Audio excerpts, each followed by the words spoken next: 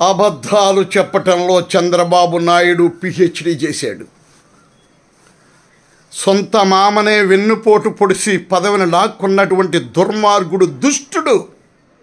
నువ్వేమంటున్నావు? పోలవరం, నువ్వు కట్టిన పోలవరం కొట్టుకుపోయింది, మళ్ళీ కొత్తగా కట్టారు.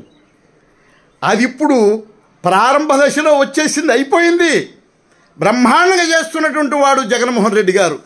ఆవేళ మోడీ గారు అన్నాడు, పోలవరం నేను కడతా అని తీసుకుని చంద్రబాబు నాయుడు ఏటీఎం లాగా డబ్బులు మార్చుకున్నాడు అని ప్రధానమంత్రి మోడీ గారే చెప్పారు. అయినా మీకు సిగ్గు లేదు, వెళ్ళి ఆయన్ని కాళ్ళు పట్టుకున్నావు. ప్రత్యేక హోదా ఇస్తానని ఇవ్వలేదు, వెంకటేశ్వర స్వామి సన్నిధిలో కూడా మాట ఇచ్చి ఇవ్వలేదు. అది అడిగే దమ్ము మీకు లేదు. మా దెందులూరు కాన్స్టిట్యున్సీని డెవలప్ చేసినటువంటి వాడు చేస్తున్నటువంటి వాడు అబ్బయ్య చౌదరి. ఆడపిల్లలకి ఇంకెన్ని మోసకారి మాటలు చెబుతావు. బంగారం విడిపిస్తానన్నావు, విడిపించావా?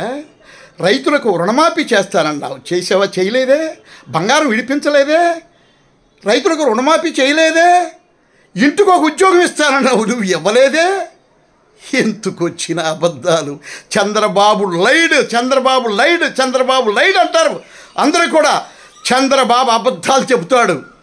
నీవు మేనిఫెస్టోలో పెట్టావే, ఇవన్నీ అమలు కావని ప్రతి ఒక్కరికి తెలుసు. ఇచ్చిన మాట తప్పకుండా చేసేవాడు జగన్మోహనుడు. నీవు ఇచ్చిన మాటలన్నీ తప్పుకునేవాడు చంద్రబాబు నాయుడు.